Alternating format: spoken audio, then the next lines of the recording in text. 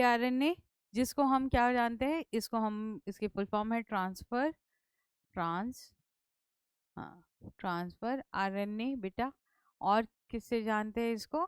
तो इसको ना हमने बोला था, मतलब हमने पढ़ा था कि जो फ्रांसिस क्रिक थे उन्होंने सेंट्रल डोगमा प्रपोज किया कि कोई ना कोई ऐसी मशीनरी होती होगी कि डीएनए क्या होता होगा, पहले एमआरएनए में चेंज होता होगा किसी चीज़ में, और फिर उसके बाद एमआरएनए के बाद उससे प्रोटीन बनती होगी, जिसको उन्होंने transcription and then second process को ट्रांसलेशन कहा।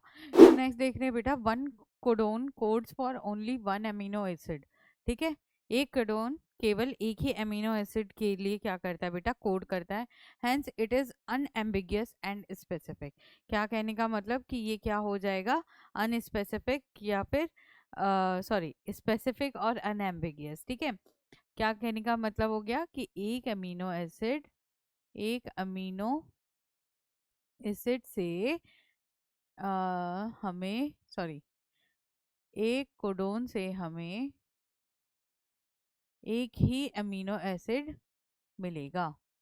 ठीक है, यानी कि कोई भी कोड हो, मतलब 1 2 3, हम बोल रहे हैं XYZ।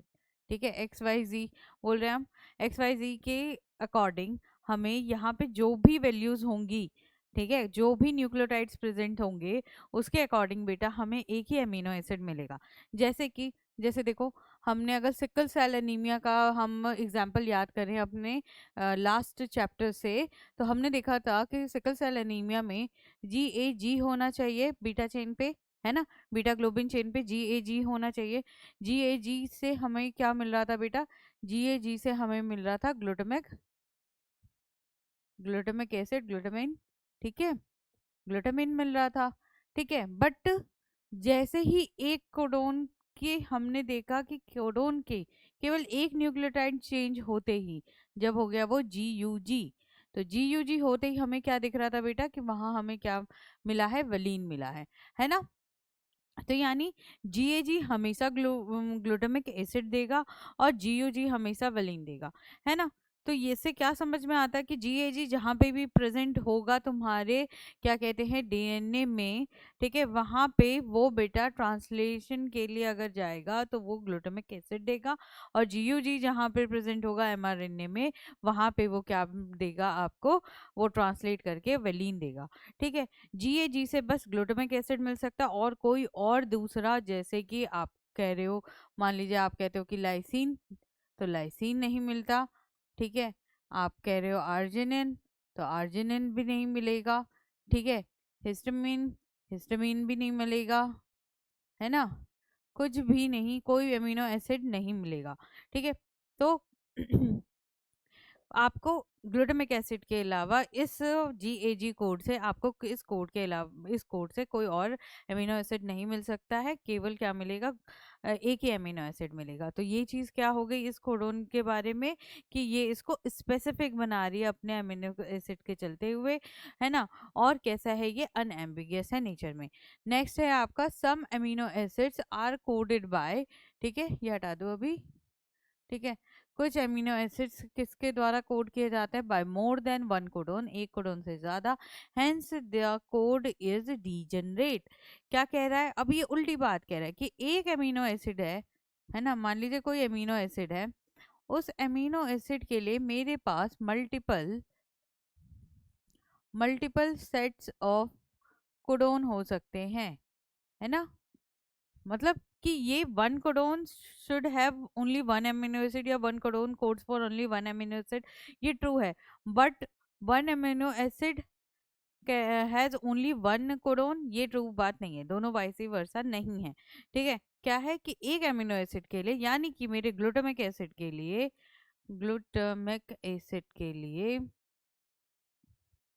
ठीक है, ग्लूटामिक एसिड को कैसे स्लो करते हैं, GLU। ठीक है, इसके लिए मेरे पास कौन कौन से हैं बेटा, GAG भी है, या क्या कहते हैं, U भी है, GAC भी, कुछ भी हो सकता है। ये सारे जितने भी कोडोन होंगे, ये सभी किस चीज़ के लिए बेटा आपको वो करेंगे, ये सारे आपके ग्लूटामिक एसिड के लिए क्या करेंगे, ट्रांसलेट करेंगे। ठीक है, नेक्स्ट आगे बढ़ते हैं। The codon is red in mRNA in a continuous fashion.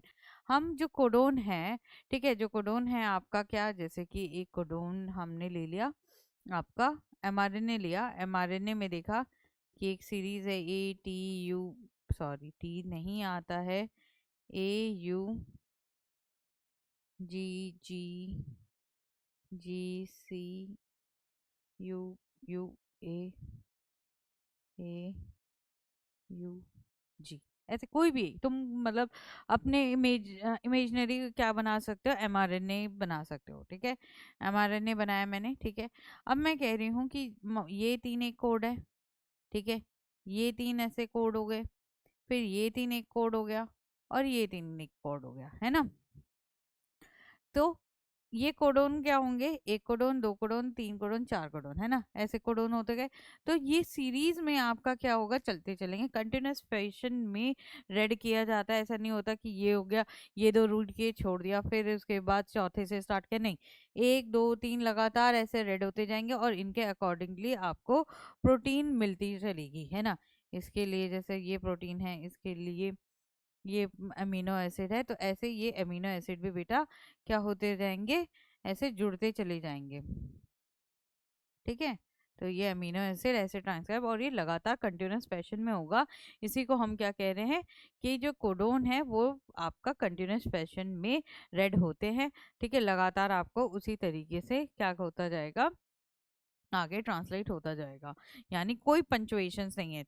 तो ऑप्शन क्या आ सकता है क्वेश्चन, कि पंचुएशन है कि पंचुएशन नहीं है। तो आपने किस वर्ड पे ध्यान देना है, नो, कोई पंचुएशन। पंचुएशन मीन्स क्या, तुम मतलब रुक रुक के, कोई रुक रुक के काम नहीं हो रहा है, कंटिन्यूस हो रहा है, एक फ्लो में हो रहा है, तो कोई रुकावट नहीं है, सीधे। अब क्या रुकावट इंट्रॉन्स ला रहे थे, इंट्रॉन्स हमने पहले ही रिमूव कर दिए, तो जब इंट्रॉन्स नहीं है तो अब सारा क्या है, एक्सॉन्स एक्सॉन्स ही है, तो एग्जॉन्स तो करते पूरा ही चेन एक्टिव है, पूरा चेन एक्टिव है, तो कंटिन्यूस फैशन में आपका क्या होगा, कोडोन्स को रीड करते हुआ जाएगा तीन तीन के बेटा ट्रिपलेट्स में, ठीक है। The code is nearly universal, code कैसा होता है, यूनिवर्सल होता है, ठीक है। That is found in all living organism, कि अगर जी ग्लूटामिक एसिड के लिए है, और जी वलीन के लिए है, ठीक है। तो हाँ, चाहे ये क्या कहते हैं, बंदर की बात हो रही, चाहे ये हमारी बात हो रही हो, चाहे ये किसी चिड़िया की बात हो रही हो, किसी भी ऑर्गेनिज्म, किसी भी यूकैरियोट्स की बात हो रही हो, तो उसमें हम क्या देखेंगे, इनफैक्ट जो प्रोकैरियोट्स में भी तो अल्टीमेटली आरएनए में यही सब चीजें मिलेंगी। तो अल्टीमेटली सबके अंदर जो अमीनो एसिड्स हैं वो कैसे हैं बेटा, सेम है, क्योंकि कोड जो है अल्टीमेटली सबके लिए यही 64 कोड्स आएंगे, ठीक है। AUG has a dual function, AUG की बात करें तो AUG के पास डुअल फंक्शन होता है। डुअल फंक्शन कौन सा, दो, दो मुआ है ना, डुअल मतलब दो, किस तरीके से, इट कोड्स फॉर मेथोनिन, ये किसके लिए कोड कर रहा है बेटा, मेथोनिन के लिए कोड कर रहा है। मेथोनिन भी क्या है, अमीनो एसिड है आपका, ये क्या है, एमिनो एसिड है, तो एमिनो एसिड है, और इसको शॉर्ट फॉर्म में एमिटिल मेट लिखते हैं।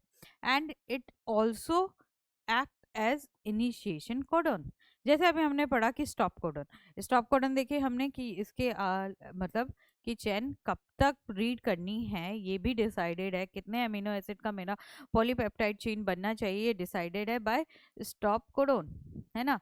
और हमने देख लिया कि UAA UAG UGA क्या है, आपके तीन ऐसे कोडोन, मान लीजिए आखिरी में ये या फिर ये या फिर ये लगा हो, तो यहाँ पे आके आपका ट्रांसलेशन रुक जाएगा, ठीक है।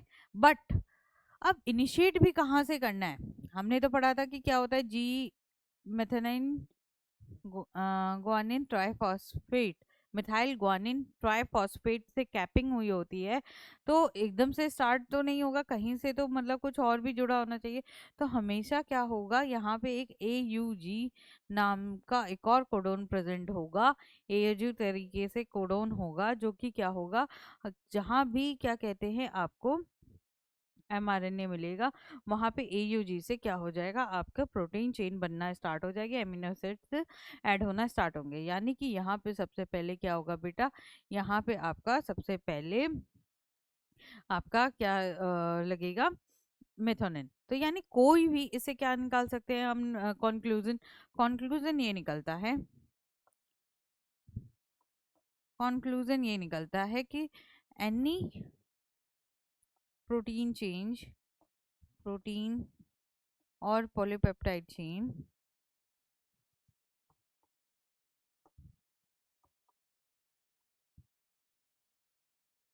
starts from मेथोनिन। तो मेथानिन से स्टार्ट होने वाली को जितनी भी पॉलीपेप्टाइड चेन्स होंगी वो सारी मेथोनिन से स्टार्ट होंगी, है ना। ये कह सकते हैं हम कि जितनी भी पॉलीपेप्टाइड, जितने भी प्रोटीन बनने हैं वो सीधे अगर एयूजी से ही, और कोई कोडोन नहीं है ना, केवल एयूजी है, तो एयूजी से ही अगर इनिशिएटिंग पॉइंट है हमारा, इनिशिएट हो रही है, तो सारी जितनी भी प्रोटीन्स बन रही होंगी दुनिया भर में, वो सभी के उसके स्टार्टिंग पॉइंट के लिए क्या होगा बेटा, मेथोनिन नाम का एमिनो एसिड प्रेजेंट होगा। ठीक है। तो ये आपको जेनेटिक कोड का एक चार्ट दिखा रखा है। जेनेटिक कोड में आप देख रहे हो कि क्या है। तो इसमें देखो आपको क्या क्या दिखा रखा है। ट्रिपल यू ई, है ना, triple you see, triple U A, L E U, है ना। ये क्या बता रखा है, ये अमीनो एसिड्स है। ये क्या है बेटा, अमीनो एसिड्स। ठीक है। और उनके कोड्स दे रखे हैं। ठीक है ना, लेक्विन, आइसोलेक्विन, ठीक है, वलीन हो गया, एनालीन हो गया। ठीक है। तो इस तरीके के ये सारे आपके क्या है, आपके सारे देखो, जी ए जी ग्लूटामिक एसिड, GAA भी ग्लूटामिक एसिड, है ना। तो ये सारे आपके क्या दिखाए जा रहे हैं, ये आपको अमीनो एसिड दिखा रहे हैं और उनके कोड दिखा रहे हैं। यानी एक तरीके से आप अगर इस पूरे चार्ट को समझोगे तो देखो, वलीन के लिए कितने हैं, GUG भी है, ठीक है, GUA भी है, GUC भी है और GUU है ना। तो तुम्हें देखो पहला पॉइंट क्या था कि एक अमीनो एसिड से, सॉरी, एक कोडोन से केवल, एक अमीनो एसिड से केवल एक ही टाइप का हमें अमीनो एसिड मिल सकता है। सॉरी, एक कोडोन से हमें एक ही टाइप का अमीनो एसिड मिल सकता है, दैट इज जैसे कि GUU, GUU से क्या मिल रहा है, वलीन मिल रहा है। तो GUU के देख लो कहीं और GUU है, तो GUU कहीं और नहीं देखने को मिलेगा तुम्हें इस पूरी टेबल में बेटा, कि वो किसी और अमीनो एसिड के लिए क्या कर रहा हो, ट्रांसलेट कर रहा हो। ठीक है। ऐसे ही GAG अगर ग्लूटामिक एसिड के लिए कर रहा है, तो GAG पूरी टेबल में कहीं और नहीं मिलेगा किसी और क्या करने के लिए बेटा, किसी और अमीनो एसिड को ट्रांसलेट करने के लिए। तो फर्स्ट हमारा क्लियर हो गया कि हाँ, एक ही कोड से एक ही टाइप का अमीनो एसिड मिल रहा है, इसके अलावा और कोई अमीनो एसिड में वो ट्रांसलेट नहीं हो पा रहा है। पर वलीन की अगर मैं बात करूँ, इस वलीन अमीनो एसिड की बात करूँ, तो मेरे पास वलीन के लिए 1 2 3 4 चार तरीके के कोडोन्स हैं। कौन कौन से, GUU, GUC, GUA और GUG, है ना। याद करो, मैंने तुम्हें क्या कहते हैं ऐसे ही जब क्या कहते हैं वलीन और सिकल सेल एनीमिया के लिए तुम्हें लास्ट लेक्चर में, लास्ट चैप्टर में पढ़ाया, तो मैंने दूसरे अमीनो एसिड्स का यूज़ किया था। वो इसीलिए यूज़ किया था ताकि तुम्हें इस पॉइंट पे अब समझ में आ जाए कि हाँ जी, अगर कोई और ट्रिपलेट प्रेजेंट होगा, ठीक है, तो भी वो क्या होगा, सेम अमीनो एसिड के लिए ट्रांसलेट कर सकता है। ठीक है। तो इससे क्या समझ में आया कि एक ही अमीनो एसिड के लिए बहुत सारे हमारे पास कोडोन हो सकते हैं। मैक्सिमम मैक्सिमम मैक्सिमम कितने निकल रहे हैं, 1 2 3 4, चार निकल रहे हैं। किसी के लिए भी कितना, जैसे अर्जिनिन के लिए भी हमारे पास चार है। ठीक है। तो चार निकल रहे हैं मैक्सिमम बेटा, किसी भी किसके लिए, आपके क्या कहते हैं, आपके क्या कहते हैं अमीनो एसिड के लिए। ठीक है। और फिर उसके बाद आपको ये क्या दे रखा है, ये साइड में ऑप्शन दे रखे हैं कि मतलब ये तरीका है, पैटर्न है, देखो, UUU, ठीक है, UUC, ठीक है, UUA, UUG, ठीक है। इस तरीके से इन्होंने लगातार कितने बन सकते थे, ये टोटल 64 बन सकते थे। देखो यहाँ पर आए UA और A, तो UAA और UAG आपके क्या है, स्टॉप कोडोन है। ठीक है। और एक और UGA आपका क्या है, स्टॉप कोडोन है, ठीक है। तो आपको 3 स्टॉप कोडोन भी मिले, मतलब कि ये किसी, मतलब इन पे क्या होता है, टीआरएनए आता है और कोई अमीनो एसिड इसके लिए नहीं मिलता है, तो हमने क्या बोल दिया, क्या हो गया, ये स्टॉप कोडन, कोई टीआरएनए नहीं मिलेगा। मतलब टीआरएनए आया और कोई अमीनो एसिड नहीं मिला इसके लिए बेटा, टीआरएनए जैसे ही रीड करता है इस कोडोन को तो कोई अमीनो एसिड नहीं मिलता, तो चेन क्या हो जाती है, टूट जाती है ना, और रिलीज हो जाते हैं वो। तो ये कैसे काम कर रहे हैं, स्टॉप कोडन के।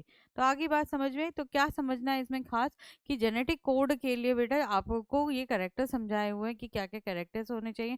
पहला कि वो अनएम्बिगियस और स्पेसिफिक होना चाहिए, ठीक है। एमिनो एसिड्स जो होते हैं आपके, क्या होते हैं, एक से ज़्यादा कोडोन, मतलब उनके एक से ज़्यादा कोड्स हो सकते हैं, जिस वजह से हम उसे क्या बोलते हैं, डीजनरेट बोलते हैं। तो कोडोन स्पेसिफिक होता है, बट एक अमीनो एसिड्स के लिए क्या कहते हैं, बहुत सारे कोडोन हो सकते हैं, जिसकी वजह से वो डीजनरेट होता है, ठीक है। अमीनो एसिड है ना, कोड इज डीजनरेट, किसी भी एक अमीनो एसिड के लिए कोड कैसा है, डीजनरेट है। बट एक कोडोन एक ही अमीनो एसिड को क्या करेगा, ट्रांसलेट करेगा, ठीक है। और दूसरी चीज हमने देख लिया कि कंटिन्यूस फैशन में रीड होता जाता है, कोई उसमें पंचुएशन देखने को नहीं मिलेगी, कोई स्टॉपेज नहीं मिलेगा, इंटरप्शन नहीं होगी। कोड हमेशा हर लिविंग ऑर्गेनिज्म के लिए, कोई भी अमीनो एसिड के लिए क्या रहेगा, यूनिवर्सल रहेगा। तो यूनिवर्सल होता है कोडोन। और क्या कहते हैं, आपके जो ये क्या कहते हैं, एयूजी है, एयूजी आपके कैसे वर्क करते हैं, आपका इनिशिएशन कोडोन की तरह होगा, और केवल इनिशिएट नहीं करेगा, प्लस ये कोड करेगा आपका किसके लिए, अमीनो एसिड के लिए भी। उस अमीनो एसिड का नाम है मिथायोनिन। क्या नाम है बेटा, मिथायोनिन। ए यू जी देख लो कहाँ पर है, ए, एक तो ए यहाँ पे, फिर यू चाहिए मुझे, तो यही मिलना चाहिए। तो ए यू जी मेथायोनिन, ठीक है। तो ए यू जी मेथायोनिन। तो मेरे अगर जेनेटिक कोड के कैरेक्टर्स की बात करें, तो पहले तो कैसे होते हैं, ये ट्रिपलेट होते हैं, ट्रिपलेट होते हैं। एक कोड से एक अमीनो एसिड मिलेगा, ठीक है, यानी कि अनएम्बिगुअस, और नहीं एंड, एंड स्पेसिफिक, ठीक है। ये और एंड का बहुत ध्यान रखना है स्टेटमेंट्स में, ठीक है। तीसरी चीज हमने क्या देखी बेटा, अब तो याद हो गया, अमीनो एसिड के लिए एक अमीनो एसिड के लिए वी हैव मल्टीपल चॉइस, है ना, मल्टीपल कोडोन्स है हमारे पास, है ना। और मल्टीपल कोडोन्स हैं तो क्या हो गया, ये कोड इज डीजनरेट, ठीक है। एक पॉइंट ये हो गया। कैसा होता है, कंटिन्यूअस होता है फॉर्म, ट्रांसलेशन, ट्रांसलेशन में कोई रुकावट नहीं आती, कंटिन्यूअस होता है बेटा। और कंटिन्यूअस होने की वजह से हमें क्या मिलता है, नो पंचुएशन, है ना। ये समरी है जेनेटिक कोड के कैरेक्टर्स की।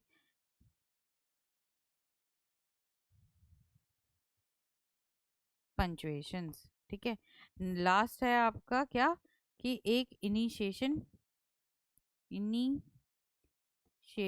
कोडोन होता है, जिसको हम क्या बोलते हैं, ए यू जी, ए यू जी, और ए यू जी से हमें मिलता है मेथोनिन, ठीक है। और क्या होता है, स्टॉप कोडोन भी होते हैं। स्टॉप कोडोन कौन कौन से होते हैं, स्टॉप कोडोन होते हैं यू ए आ आज जीयू जिए, ठीक है, आज यूं जिए, ठीक है। तो ये हमारे स्टॉप कोडन हुए। तो ये जेनेटिक कोड की एक तरीके से फाइनल समरी आपके पास आ गई, ठीक है। आपको क्वेश्चन दे सकता है कि जेनेटिक कोड के क्या क्या कैरेक्टर्स हो सकते हैं, या फिर कोडोन के क्या क्या कैरेक्टर्स हो सकते हैं। तो आपने ये सारे कोडोन्स के कैरेक्टर्स को बहुत अच्छे से ध्यान रखना है, ठीक है। इसी पे बेटा क्वेश्चन बनता है। एक फाइनल और है कि वोबल हाइपोथेसिस, वोबल हाइपोथेसिस क्या है, wobble hypothesis was given by Crick, FHC Crick in 1966, 1966 में दिया उन्होंने।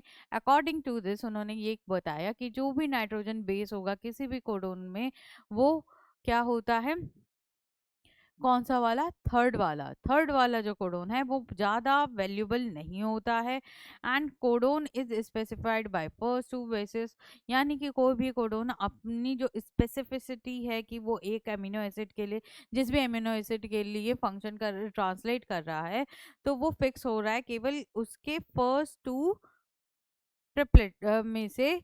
किसका? नाइट्रोजन बेसिस है। तो पहले दो जो नाइट्रोजन बेस है उस ट्रिपलेट में, वो डिसाइड कर रहे हैं कि कौन सा एमिनो एसिड आना चाहिए, या कौन से एमिनो एसिड्स को ट्रांसलेट करना है, किसके लिए ट्रांसलेट करना है। एंड आपका जो तीसरा जो नाइट्रोजन बेस है, तीसरा नाइट्रोजन बेस है, वो इतना ज़्यादा उस चीज़ पर क्या नहीं कर रहा है बेटा, उस चीज़ को लाइक रेगुलेट नहीं कर रहा, उस चीज़ को वो कंट्रोल नहीं कर रहा है तीसरा बेस। अब देखो, अगर तुम यहाँ पे पूरे इस जेनेटिक कोड के, आपके एनसीईआरटी में भी दिया हुआ है, इस जेनेटिक कोड को अगर ध्यान से देख सको, ठीक है, तो जेनेटिक कोड को क्या देखोगे, तो यहाँ पे यू यू यू फिनाइलिन के लिए है, यहाँ पे भी फिनाइलिन के लिए है, ठीक है। बस यहाँ पे जैसे ही तीसरा ए और जी आया है, तो ये क्या हो गया, लेक्यून के लिए है, ठीक है। फिर यहाँ पे देखो C U C U C U C U, है ना। तो जनरली अभी बात करेंगे जनरली क्या है सीन, ठीक है। तो C U C U C U आ रहा है, तो सब में क्या देखने को मिला, लेक्विन, ठीक है। फिर उसके बाद A U A U A U A U A U से आइसोलेक्विन, ठीक है। बस ए यू के साथ जब जी आ रहा है तो क्या है, मेथोनिन, ठीक है।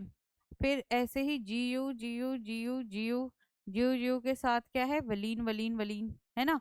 यानी जनरली अगर आगे के दो, अब जैसे जीयू से अगर तुम एक मतलब कहते हैं ना कि हल्का फुल्का ये एक क्या कहते हैं, आप फॉर्मूला बनाना चाहो इस चीज को, कि क्या, कि जो ट्रिपलेट में, ट्रिपलेट कैसा है, ट्रिपलेट में एक दो तीन, तीन पोजीशन है। इन तीन पोजीशन की जब मैं क्या प्रूफ फिल कर सकती हूँ, ए फिल कर सकती हूँ, यू फिल कर सकती हूँ, जी फिल कर सकती हूँ, सी फिल कर सकती हूँ। ऐसे यहाँ पे ए यू जी सी, ए यू जी सी, ठीक है। तो मेरी जो ये फर्स्ट और सेकंड पोजीशन है, उसके बेसिस पे ही अमीनो एसिड पहले से ही डिसाइड हो जा रहे हैं मोस्ट ऑफ द केसेस में, ठीक है। मोस्ट ऑफ द केसेस में केवल इन स्टार्टिंग के दो ट्रिपलेट्स की वजह से ही डिसाइड हो जा रहा है। जैसे कि अगर मैं यहाँ पे बात करूँ, क्या कहते हैं तुम्हारा, इसकी सी सी, तो सी सी सी सी सी सी सी सी सी सब में प्रो, है ना, ठीक है। ठीक। तो ये जो भी प्रो है, यानी प्रो मतलब क्या हो गया, प्रो मतलब प्रोलीन, ठीक है। तो ये सारे क्या है बेटा, प्रोलीन अमीनो एसिड्स के लिए क्या कर रहे हैं बेटा, ट्रांसलेट कर रहे हैं, ठीक है। जैसे सी ए यू, ठीक है, सी ए यू और सी ए सी, है ना, ये दोनों किसके लिए कर रहे हैं, हिस्टेडीन के लिए कर रहे हैं। बट ए सी ए जी, ये किसके लिए कर रहे हैं, ये किसके लिए कर रहे हैं बेटा, ये आपके ग्लूटामिन के लिए कर रहे हैं, ठीक है। फिर क्या कहते हैं, तो जनरली आपको क्या देखने को मिल रहा है, जैसे इस वाले भी केस में एनालीन के लिए देखो जी सी जी सी जी सी जी सी जी सी। तो जनरली आपको फर्स्ट और सेकंड से ही डिसाइड हो जा रहा है कि कौन सा अमीनो एसिड आना चाहिए, और थर्ड वाले पे लास्ट किसी किसी में डिपेंड कर रहा है कि थर्ड वाला भी डिसाइड किया जा सकता है। बट मोस्टली वोबल हाइपोथेसिस से हमें क्या समझ में आ रहा है, या इस चीज़ को देखने के बाद एक हाइपोथेसिस निकाला गया कि जो थर्ड नाइट्रोजन बेस है वो इतना ज़्यादा इस चीज़ को रेगुलेट नहीं कर रहा कि कौन सा एमिनो एसिड आना चाहिए बेटा, जितना कि पहले के दो कर रहे हैं। Hence the same tRNA can recognise, इसलिए एक ही टीआरएनए से हम क्या कर सकते हैं, hence the same tRNA can recognize more than one codon differing only at third position। क्या मतलब हुआ, कि जैसे मान लीजिए ए जी यू है, ठीक है, ए जी यू, तो इसके लिए जो आपका क्या कहते हैं, आपका टीआरएनए है, वही टीआरएनए ए जी सी के लिए भी होगा, वही टीआरएनए ए जी ए के लिए भी होगा बेटा, और क्या ऑप्शन है, ए जी जी, ठीक है, ए जी जी के लिए भी वही क्या होगा आपके लिए, सेम टीआरएनए, है ना, same tRNA for all 4 representation. ये चारों की चारों प्रेजेंटेशन के लिए एक ही टीआरएनए प्रेजेंट होगा बेटा, है ना। यानी कि वो थर्ड क्या कहते हैं पोजीशन पे कौन सा नाइट्रोजन बेस है उससे क्या नहीं हो रहा, उससे फर्क नहीं पड़ रहा है उसे, है ना। Hence the same tRNA. तो क्या ध्यान रखना है, वोबल हाइपोथेसिस में ये बताया गया हमें कि एक ही कोडोन जो कि क्या हो रहा है, केवल थर्ड क्या कहते हैं नाइट्रोजन बेस के वजह से चेंज हो रहा है, उसके लिए एक ही टीआरएनए क्या होता है बेटा, पॉसिबल होता है, या एक ही टीआरएनए से काम चल जाता है ना। Hence the same tRNA can recognise more than one codon differing only at third position. यानी ये इसको भी रीड करेगा, ये वाला टीआरएनए इसको भी रीड करेगा, और यही टीआरएनए बाकी इन दोनों को भी रीड करेगा। और रीड करने के बाद एजीजी कहाँ है, ए जी जी ए जी जी अर्जुन, ठीक है। यानी ए जी जी ए जी ए जी सी, देखो ये क्या है सेरीन, यानी इसके इन दोनों के लिए एक ही टीआरएनए होगा, ठीक है, एक ही टीआरएनए होगा बेटा। बस यहाँ पे देखो, यहाँ पे थर्ड बेस में चेंज आ गया, तो यहाँ पे क्या आ गया, यहाँ पे दूसरा टीआरएनए है, दूसरा टीआरएनए होगा, ठीक है। इसको कैसे लिख दें, सेकंड, इसको 1, ठीक है। बट यहाँ वाली कंडीशन में इन सब के लिए सेम टीआरएनए, एक ही टीआरएनए से काम हो जाएगा, ठीक है। आ रही है बात समझ में, क्लियर हो गए सारे पॉइंट्स, ठीक है।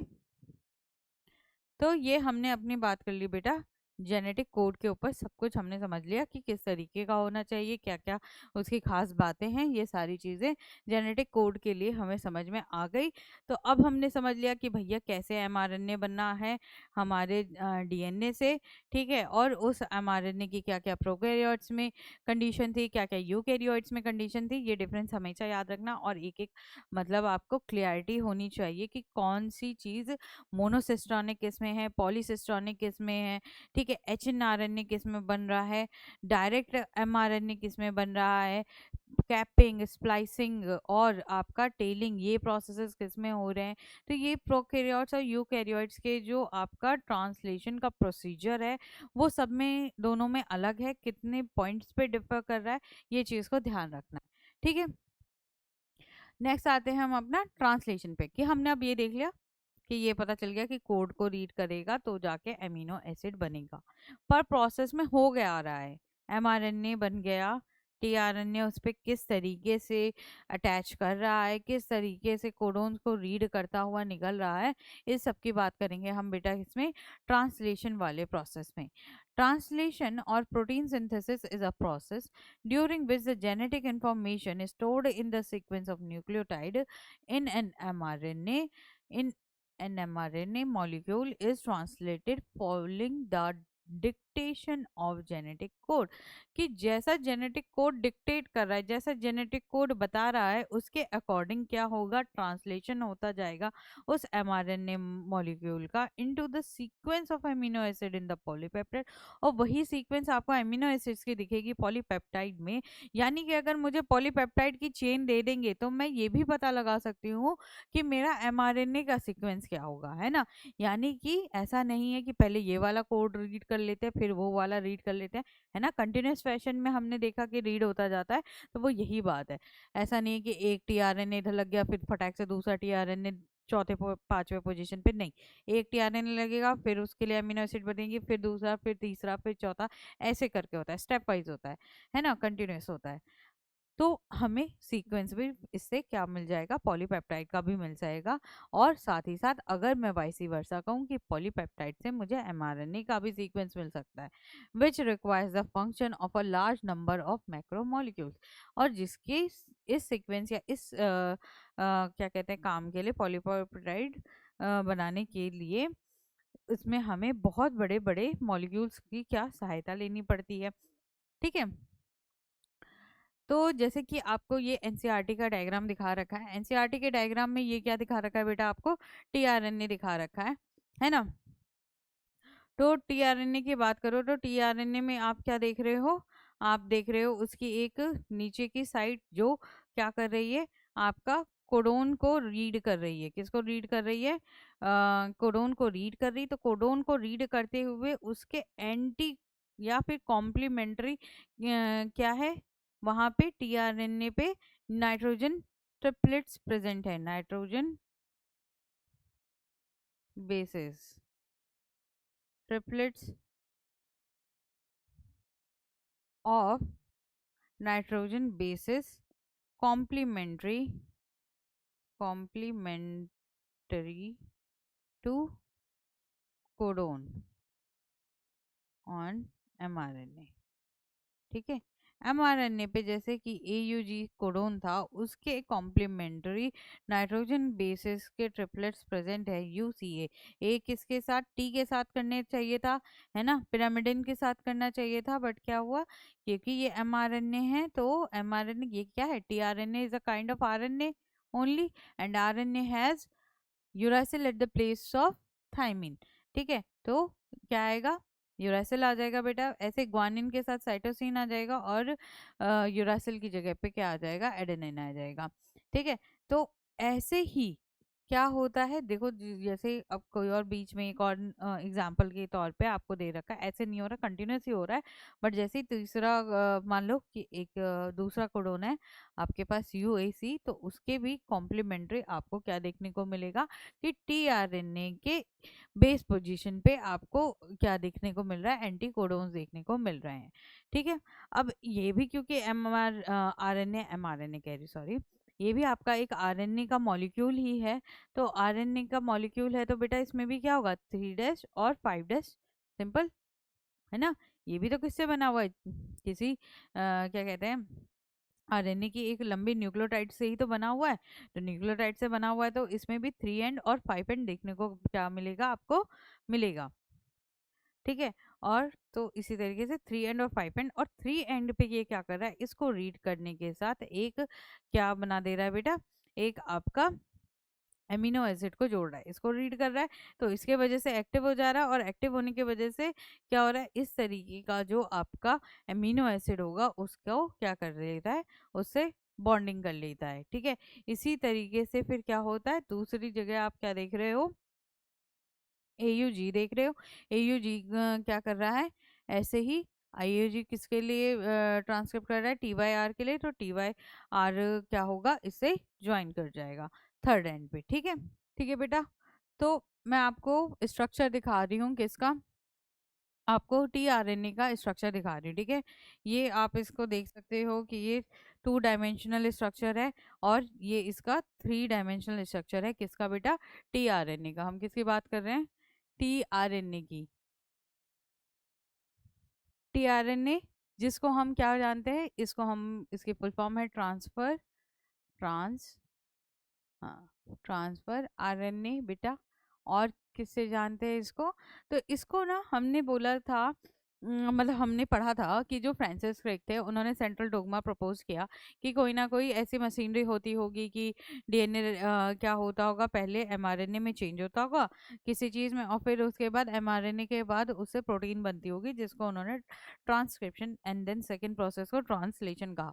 फिर उन्होंने कहा जब ये कार्य हो रहा होगा, ये प्रोसेस हो रहा होगा, तो इस प्रोसेस को होने के लिए mRNA के साथ कोई ऐसा मॉलिक्यूल होना चाहिए, कोई ऐसा स्ट्रक्चर होना चाहिए कि मतलब ऑर्गेनिकली प्रेजेंट की क्या करे वो, कि वो mRNA को रीड करता हुआ क्या करे बेटा? अमीनो एसिड्स भी क्या करता रहे? ज्वाइन करता रहे अमीनो एसिड्स को की भी चेन बनाता रहे। तो ये दोनों काम साथ में करने की वजह से इसको फ्रांसिस क्रिक ने क्या बोला? फ्रांसिस क्रिक ने बोला कि ये काम तभी पॉसिबल है जब एक एडेप्टर मॉलिक्यूल, क्या बोला? Francis Crick called it as called it a adapter an adapter molecule.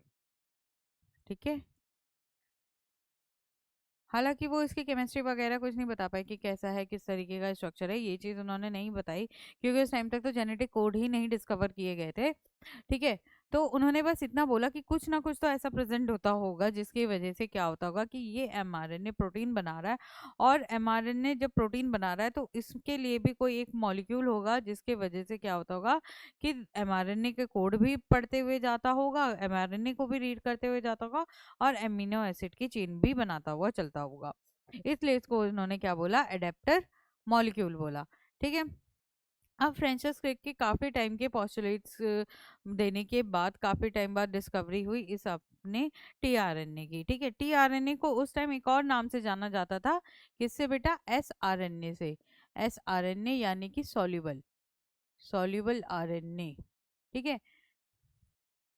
क्योंकि ये आपका साइटोप्लाज्म में प्रेजेंट होता था, तो इसे हमने क्या बोला था, उस टाइम पे लोगों ने इसको सॉल्युबल आरएनए की तरह भी जानते थे प्रीवियसली, ये ध्यान रखना, प्रीवियसली। ठीक है।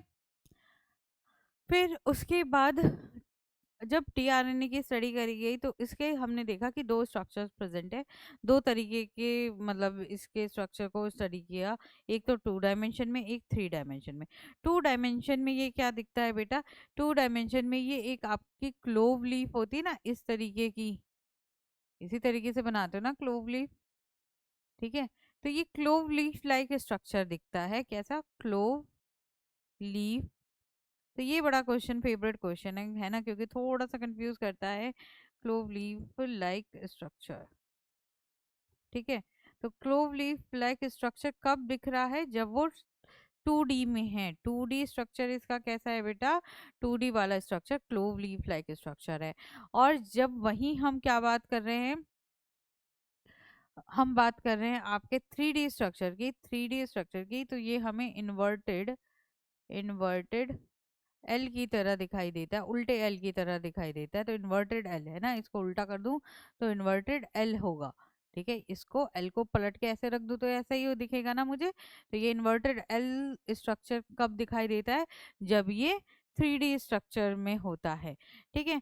अब मैं जब इसको देखूं, हालांकि ये 3D स्ट्रक्चर या जो भी है, पर मुझे इतना पता है कि ये भी एक आरएनए है, तो इसका 5 एंड से लेकर 3 एंड तक क्या होगा, इसकी भी लगातार नाइट्रोजन बेसेस ज्वाइन होंगे। ठीक है। अब तुम इसमें से बड़े क्लियरली देख रहे हो बेटा क्या चीज, इस स्ट्रक्चर में, कि एक स्ट्रक्चर क्या है जो आपका क्या रीड करेगा, एक पोर्शन ऐसा है इस टीआरएनए का जो रीड करेगा आपके एमआरएनए को, उसको हम क्या बोल रहे हैं, रीड्स कोडोन्स ऑन एमआरएनए, उसको हम क्या बोल रहे हैं, एंटीकोडोन लूप। ये कैसा है, लूप जैसा है, एक लूप, दो लूप, तीन लूप, तीन लूप दिख रहे हैं ना, तो एंटीकोडोन लूप मिलते हैं। ठीक है। ये अभी आपको समझने की जरूरत नहीं है कि ये बाकी दोनों लूप का क्या फंक्शन है, डीएचओ लूप होता है ना, टीएनएफ लूप होता है, तो इससे अभी नहीं तुम्हें समझना। ठीक है। अभी क्या है मेन आपका मतलब, और एक पॉइंट ऐसा होता है, यही जो फ्रांसिस क्रिक कह रहा था कि एक साइड से इसे क्या करना चाहिए, एमआरएनए को रीड करना चाहिए, और एक साइड से इसको एमिनो एसिड को अटैच करना चाहिए। तो amino acid attachment side present होती है थर्ड एंड पे। थर्ड एंड पे इसके क्या दिखेगा, मुझे एमिनो एसिड की अटैचमेंट की साइड दिखेगी। ठीक है।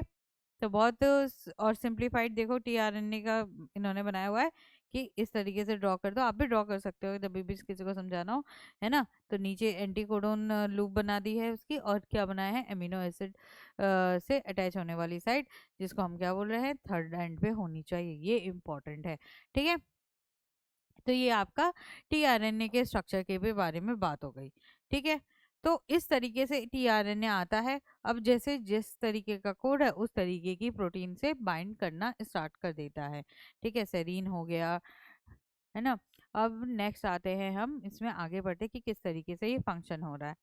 प्रोटीन सिंथेसिस, ओहो, protein synthesis occurs over the ribosomes.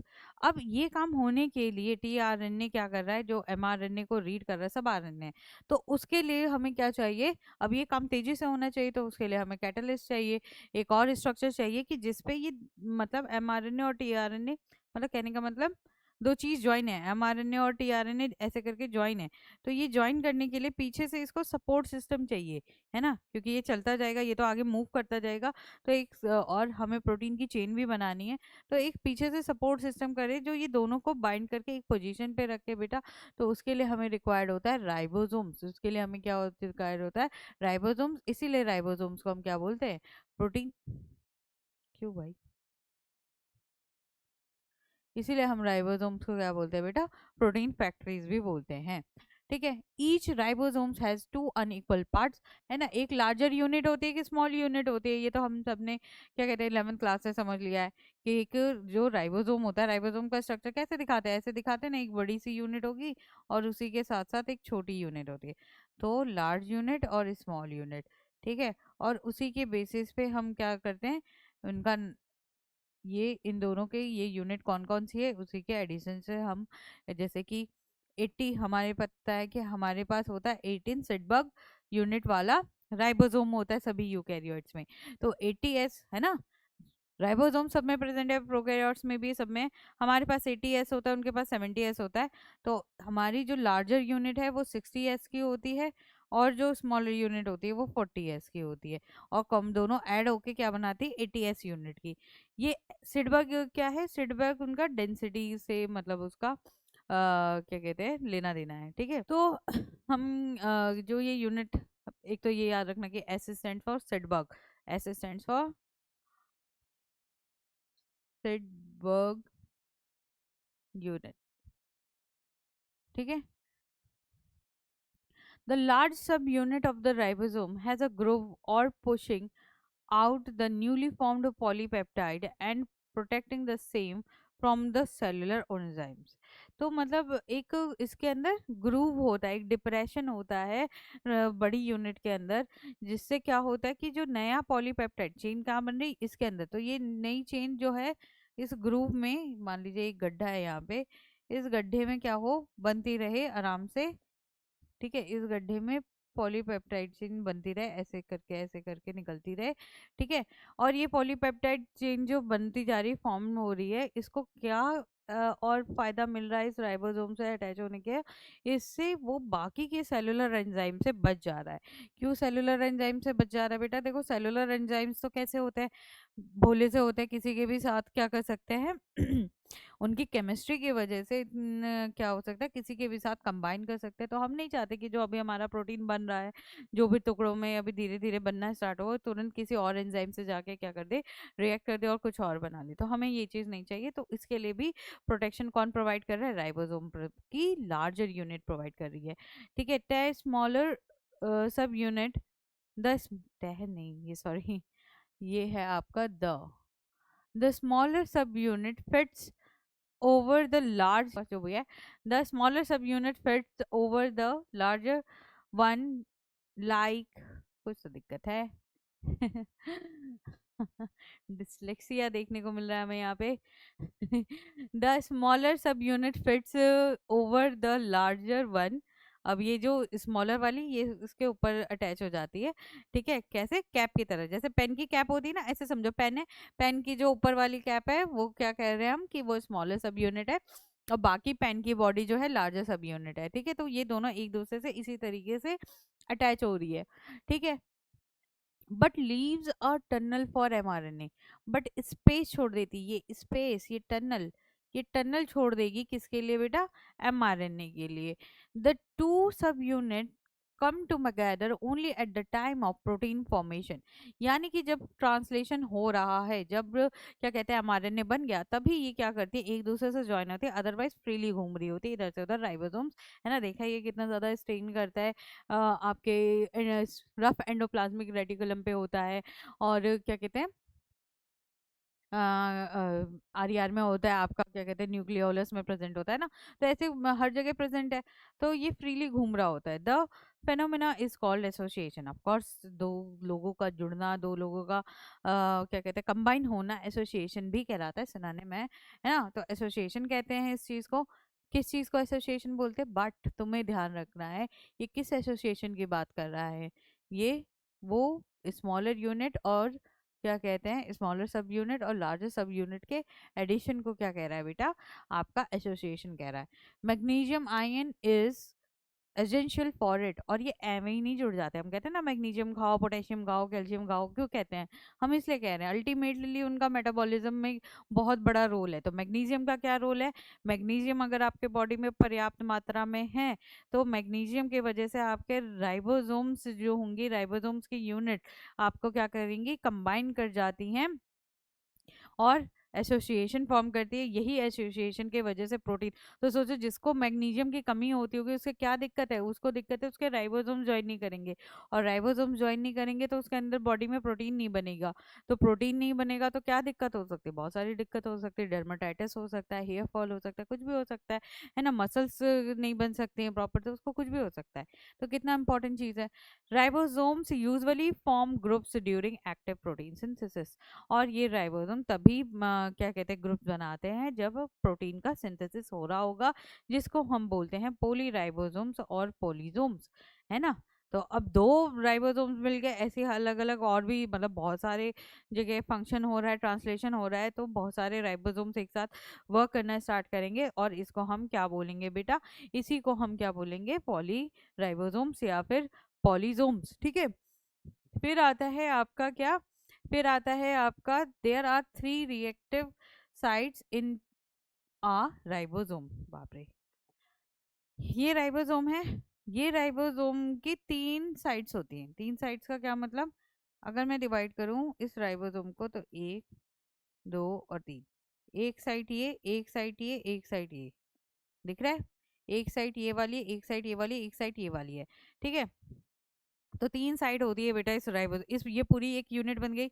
यहाँ देख लो यार, मान लीजिए आपका ये लार्जर यूनिट है और ये आपका स्मॉलर यूनिट है। ये आपको ग्रूव दिख रहा है, ग्रूव लिख देते, GROOVE, ये ग्रूव दिख रहा है, जिसके अंदर क्या होगा बेटा, येलो से दिखाया एनसीईआरटी ने, तो हम भी येलो से दिखाएंगे कि क्या है हमारा mRNA, ठीक है, mRNA है इसके अंदर, ठीक है, इसको रीड कर रहा है, ठीक है। अब इस की बात कर रहा है वो, कि इसकी क्या बात कर रहा है, कि कह रहा है कि इसमें 3 साइड्स हैं, एक साइड ये, ठीक है, एक साइड ये, और एक साइड ये, ठीक है। 3 साइड होती है आपकी इस पूरी सब यूनिट इस एसोसिएशन में, ठीक है। आइए जानते हैं इन साइड्स से क्या मतलब है उसका। एक होती है बेटा पी साइट, पी साइट का क्या मतलब हो गया, पेप्टाइडल ट्रांसफर और डोनर साइट, क्या होता है जहाँ पे पेप्टाइड को ट्रांसफर किया जाता है या डोनेट किया जाता है। अब ट्रांसफर और डोनेट क्या हो गया, मतलब पी साइट वो साइट है जहाँ से क्या होगा आपका, ठीक है। तो पी साइड क्या हो रहा है, जहाँ पे एक से दूसरे एमिनो एसिड से ट्रांसफर हो रहा है यानी ज्वाइनिंग होगी ना, तो वो पी साइड है। आपकी ए साइड क्या है, ए साइड है आपकी एमिनो एसाइल और एक्सेप्टर साइट होती है बेटा, जहाँ पे एमिनो एसिड को एक्सेप्ट किया जा रहा है, ठीक है। यानी जो टीआरएनए आया, टीआरएनए ने क्या किया, उसको ज्वाइन किया, एंड देन फिर एक टीआरएनए आएगा, दूसरा वाला जैसे ही आएगा, ठीक है, दूसरा वाला आएगा तो वो पहले वाले से ज्वाइन करेगा जो कि पी साइड पे प्रेजेंट होगा, एंड देन एक होता है आपका ई या फिर एग्जिट साइड। एग्जिट साइड क्या होता है कि जब उस टीआरएनए का काम हो गया तो वो रिलीज हो जाएगा, तो टीआरएनए रिलीज हो जाएगा, तो ई एक एग्जिट साइड, ठीक है। तो ई पी और ए 3 साइड हो गई। पी साइड का ट्रांसफर करने का काम, ए साइड पे क्या देखने को मिलेगा, पी साइड पे तुम्हें ट्रांसफर देखने को मिलेगा, ए साइड पे तुम्हें एमिनो एसिड ज्वाइन होता हुआ दिखेगा, और ई साइड पे आपका क्या हो रहा होगा, एग्जिट। क्यों पढ़ रहे हैं, ये क्या है, ये है कि मतलब देखो टीआरएनए जब आ रहा होगा तो लगातार क्या होता है, ये इतनी बड़ी यूनिट है कि इस यूनिट में केवल एक टीआरएनए नहीं, आप 3 टीआरएनए को एक साथ देख सकते हो। तो एक टीआरएनए क्या होगा, मान लीजिए ये इस साइड पे एक टीआरएनए प्रेजेंट है, तो ये अमीनो एसिड लेके क्या कर रहा होगा बेटा, जोड़ रहा होगा, है ना, एक्सेप्ट कर रहा होगा नया अमीनो एसिड। तो दूसरी साइड पे जो दूसरा टीआरएनए होगा वो क्या करेगा, वो इससे ट्रांसफर, इससे ज्वाइन करेगा, प्लस क्या करेगा, एक जो टीआरएनए चला गया उसकी उसकी भी क्या करेगा, उससे भी क्या करेगा, ज्वाइन करवाएगा दूसरे, क्या कहते हैं उसको, आपके किसको, अमीनो एसिड को, है ना। तो ये क्या हो गया आपका, ए साइट, पी साइट और ई साइट। इस तरीके से तीन आपको टीआरएनए एक साथ फंक्शन करते हुए दिखेंगे कि एक एग्जिट ले रहा है, एक आपका क्या कर रहा है, ट्रांसफर कर रहा है, और एक आपका अमीनो एसिड से ज्वाइन कर रहा है जो उसने अभी अभी एंट्री ली है। ठीक है। तो P site is jointly contributed by both ribosomal सब यूनिट्स। तो जो ये आपकी पी साइट है, ये क्या है, jointly contributed by both ribosomal units। दोनों ही राइबोसोमल यूनिट यानी लार्जर और जो क्या कहते हैं आपकी स्मॉलर, दोनों से जुड़ी रहती है, कौन सी, या दोनों यूनिट, दोनों सब यूनिट्स का पार्ट है आपका P site. A site and E sites are largely confined to larger subunit of the ribosome. और ए साइट और ई साइट केवल आपके, हम देखें तो सुपीरियर सुपीरियर ज्यादातर आपके लार्जर सब यूनिट से जुड़ी रहती है। ठीक है। नेक्स्ट देखो ये दिखा रखा है, ये भी एनसीईआरटी ने भी दिखाया हुआ है, देखो क्या हो रहा है। और मतलब इसी डायग्राम को अगर मैं दिखाना चाहूँ, एक क्या हो रहा है, अमीनो एसिड आ रहा है, ठीक है, एक टीआरएनए आ रहा है, किसके अगेंस्ट में, ए ए यू के अगेंस्ट में। कोई भी नहीं आ जाएगा, ऑफ कोर्स इसके कॉम्प्लीमेंट्री जो है वो उससे अट्रैक्ट करेगा, उसको खींचने की कोशिश करेगा ये मॉलिक्यूल। तो क्या होगा, यू ए ए देखो आ रहा है ऐसे, और यू ए ए के साथ एक अमीनो एसिड बाइंड है, अमीनो एसिड बाइंडिंग साइट होती है ना थर्ड एंड पे, तो ऑलरेडी एक बाइंड है, कौन सी, ठीक है। तो ए एस एन आ रहा है, फिर उसके बाद वो यहाँ पे एंट्री ले रहा है, तो ये एंट्री की साइड हो गई एक। फिर देखो जो दूसरा टीआरएनए है उसमें क्या दिखा रहा है कि ये टीआरएनए यहाँ पे क्या हो रहा है, एंट्री हो रहा है, ठीक है, ये क्या हो रहा है, एग्जिट हो रहा है ना, एरो इधर को दिखाया हुआ है, ये इधर को आया हुआ है। ये टीआरएनए क्या कर रहा है बेटा, ये टीआरएनए जो है आपका क्या किसके लिए, सी ए ए वाला है, यानी कि जी यू यू के अगेंस्ट में है। और देखो ये किसके लिए रीड कर रहा है, वेलिन के लिए रीड कर रहा है ना। प्लस ये अपना वेलिन जो है, ठीक है, एनालिन से ज्वाइन कर रहा है, यानी देखो ये एक ट्रांसफर हो रहा है इन दोनों के बीच में अमीनो एसिड्स का। तो ये साइट आपकी क्या है, ये वाली साइट आपकी पी साइट है, क्या है, पी साइट है। और पी साइट में देखो आपका लार्जर यूनिट भी है और स्मॉलर सब यूनिट दोनों ही है। तो ये वाली साइट हम क्या कहेंगे, ये वाली साइट हमारी पी साइट हो गई। ठीक है। और यहाँ पे एंट्री हो रही थी, अमीनो एसिड से ज्वाइन होने वाली साइट है, तो ये ज्यादातर आपका क्या है, लार्जर सब यूनिट के तरफ ही है, लार्जर सब यूनिट के साइड ही है ना, एंट्रेंस हो रही है। तो ये लार्जर सब यूनिट्स के साइड ही है ना, थोड़ा सा ज्यादा हिस्सा किसका आ रहा है, लार्जर, इस वाले पोर्शन में ज्यादा हिस्सा लार्जर सब यूनिट का आ रहा है। तो उसने यही बोला कि लार्जर सब यूनिट के साइड साइड पे प्रेजेंट होती है। ठीक है। और ऐसे ही अगर आप एग्जिट वाले को देखो तो ऐसे ही आपका ये है आपका क्या बेटा, ई फॉर एग्जिट साइड, तो ई साइड प्रेजेंट है। तो ई साइड जो है आपका क्या है, वहां से ये टीआरएनए एग्जिट हो रहा है। ठीक है। तो ये आपको तीनों साइड बता दी है ना, एनसीईआरटी ने दिखा दी। ठीक है। तो यही चीज मैं आपको यहाँ पे शो कर रही थी कि ये हो गई आपकी क्या, अब बता दो, अब ये हो गई आपकी पी साइड, ये हो गई आपकी ए साइड, ठीक है, ये हो गई आपकी ई साइड। ठीक, सिंपल, ई फॉर एग्जिट। ठीक है। पी से प्रोटीन बनाने का काम, यानी प्रोटीन कैसे बनेगा, जब चेन जुड़ती जाएंगी, तो यानी ट्रांसफर हो रहा है। ठीक है, ट्रांसफर ऑफ एमिनो एसिड्स। ठीक है। फिर उसके बाद इसमें क्या है, ए साइड से, ए मतलब आ बुला रहा है, एंट्री है। ठीक है, एंट्री है तो क्या होगा, binding of amino acid to the, किससे, कोडोन से, है ना, कोडोन से टीआरएनए के थ्रू इस अमीनो एसिड को बाइंड करना है ना। कैसे बाइंड होगा, एंट्री पे बाइंड होगा, तो उसको ए साइड बोल रहे हैं। फिर ये क्या होगा, ये जो बाइंडिंग हो गई तो दूसरे टीआरएनए को से जो ऑलरेडी बाइंड कर चुका था उसके साथ भी तो चेन जोड़नी है। तो वो जो ट्रांसफर हो रहा है इन अमीनो एसिड्स का, तो वो पी साइड पे हो रहा है। और फिर जैसे ही ये जुड़ जाएगा तो फिर क्या होगा, वो टीआरएनए उसका काम खत्म, वो बाय बाय टाटा हो जाएगा। दैट इज आपका ई एग्जिट साइट हो गई।